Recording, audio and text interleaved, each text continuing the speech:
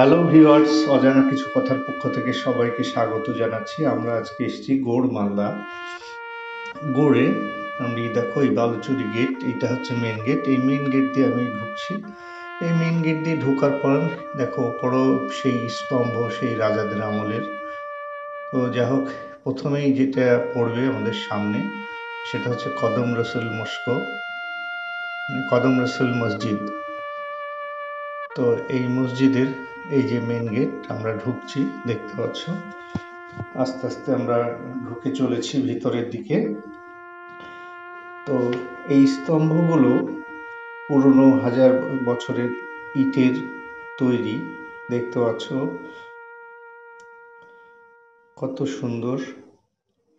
চারিদিকে খুব নিরিবিলি, খুব সুন্দর এই স্তম্ভটি।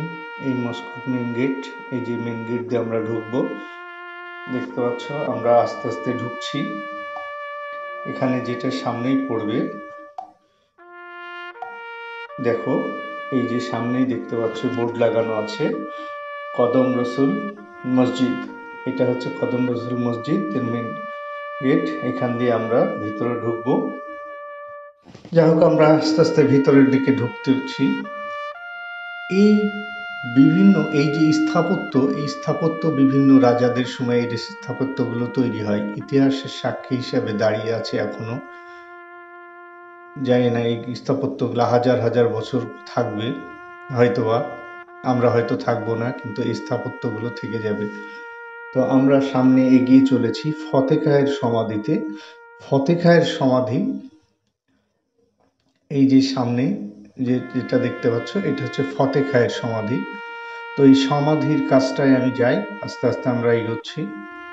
তোমার এখানে আসলে মনটা ভরে যাবে। সবাই এই জায়গাটার আমন্ত্রণ রইল। জায়গাটা খুবই সুন্দর। ইতিহাস জানতে হলে প্রত্যেকটি জায়গায় যেতে হবে, ভ্রমণ করতে হবে, তাহলে ইতিহাসটা সম্পর্কে জানতে পারবে। এই যে দেখতে পাচ্ছ ফতে খায়ের সমাধি, এই ফতে খায়ের সমাধি এই স্থানের সম্রাট আওরঙ্গজেবের সেনাপতি দেলোয়ার খায়ের পুত্র ফতে খা সমাধিতে আছেন। সুলতান সুজাকে বিদ্রোহ করতে পরামর্শ দানের অপরাধে পীর শাহ নিয়ামতুল্লাহর হত্যা করার জন্য সম্রাট ইহাকে পাঠাইয়াছিলেন। কথিত আছে, গৌড়ের উপস্থিত হইয়া ফতে খা রক্ত বর্মণ করিয়া এই স্থানে মারা যান। তো যাই হোক, এইখানেই মারা যাওয়ার কারণে এইখানেই দেখো তার সমাধিস্থল এখনো রাখা আছে। তো এখানে দেখো একজন খাদেম বসে আছে, মানে এটার যত্ন নেন উনি, দেখাশোনা করেন। তো এখানে গেটে বসে আছে। তো আমি ভিতরে গেলাম। ভিতরে গিয়ার পরে ওনার এই যে সমাধিস্থলটা আমরা দেখলাম। তো অনেকেই আসছে এখানে দান করছে।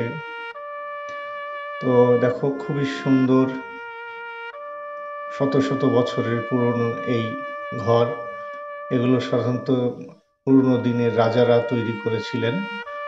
তো এই আমি ফতে খার সমাধিতে শেষ করলাম। শেষ করে বেরিয়ে আস্তে আস্তে আমরা চলে যাচ্ছি একটু কদম রসুল মস্কোর দিকে।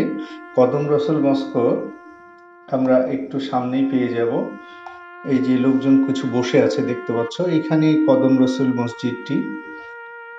তো ওনারা গেটে বসে আছেন, ওনারা এগুলো এখানে সিকিউরিটি হিসাবে দেখাশোনা করেন, এখানে রাখেন। তো এইখানে আছে যেটা কদম রসুলের পদচিহ্নটা, মানে আমাদের রসুল হজরত মোহাম্মদ সাল্লাহ ইসলামের এই পদচিহ্ন আছে এখানে। ওনারা তাই বলছে, আমি যতটা শুনলাম বেশ বড় একটি মসজিদ। এককাল ছিল হজরত মোহাম্মদ সাল্লাহ ইসলামের পদচিহ্ন। কথিত আছে দরবেশ শাহ মখদুম জাহানিয়া জাগান্ডিস এই পদচিহ্ন আরব থেকে বাংলায় নিয়ে আসেন। আগে এটা পান্ডুয়ায় হজরত জালালউদ্দিন তাবরিজির চিল্লাখানায় রাখা ছিল। সুলতান হোসেন শাহের সেখান থেকে এই পদচিহ্ন গড়ে নিয়ে আসেন। তারপর হোসেনের ছেলে 1531 সালে সাধারণ নাগাদ কদম রসুল মসজিদটি নির্মাণ করেন। তার ভিতরে এই পদচিহ্ন স্থাপিত হয়। অনেক পরবর্তীকালে সিরাজউদ্দৌলা গৌড় থেকে পদচিহ্ন মুর্শিদাবাদে নিয়ে এলেও সিরাজের পরাজয়ের পর মীর জাফর সেটা আবার গড়ে ফেরত পাঠিয়ে দেন।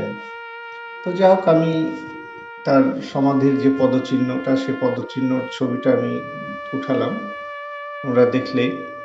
তো এটা দেখার পরেই আমি বাইরেটা ঘুরে ঘুরে দেখলাম। তো ওনারা এখানে বসে আছেন দেখার জন্য, তাই ওনাদের সঙ্গে একটু কথা বললাম। তো এটার বিষয়ে কতটুকু সত্যতা আছে একটু জানলাম। তো আমাদের হযরত মুহাম্মদ সাল্লাল্লাহু আলাইহি ওয়াসাল্লামের এই পদচিহ্নটি নিয়ে এসেছিলেন এখানে বহুদিন আগে। তো এই চিহ্নটি মানে ওনার নাম হচ্ছে দরবেশ মখদুম জাহানিয়া জাগান গোশিত। উনি নিয়ে এসেছিলেন আরব থেকে ওনার পদচিহ্নটি। তো যাই হোক, পদচিহ্নটি এখানে রাখা আছে। অনেকেই আসেন দেখতে। ইতিহাস, যারা ইতিহাস প্রেমী তারা এখানে আসেন, এখানে ঘুরে ঘুরে দেখেন। তো আমিও এখানে জায়গাটা ঘুরে ঘুরে দেখলাম, আমাকেও ভালো লাগলো। তোমরাও আসবে এখানে, তোমাদেরও ভালো লাগবে। তো তারপরে আমি এখান থেকে আবার বেরিয়ে গেলাম। এটা হচ্ছে এরকম অনেক কয়েকটি জায়গা আছে। আজকে প্রথম একটি ভিডিও দিলাম, পরে একটার পর একটা আমি ভিডিও আপলোড করে দিব তোমাদের। আমরা সঙ্গে থাকবে। আমি গৌড়ের পার্ট 1 দিলাম, কয়েকটি পার্ট করে আমি একটা একটা করে আপলোড করব। তো আমার সঙ্গে থাকার জন্য এতক্ষণ সবাইকে অসংখ্য ধন্যবাদ জানাচ্ছি। তো আমার চ্যানেলটি একটু সাবস্ক্রাইব করবে এবং নোটিফিকেশন বেলটা অন করবে। আমার একটা একটা ভিডিও প্রত্যেকটি তোমরা পেয়ে যাবে। সবাইকে অসংখ্য ধন্যবাদ জানিয়ে শেষ করছি।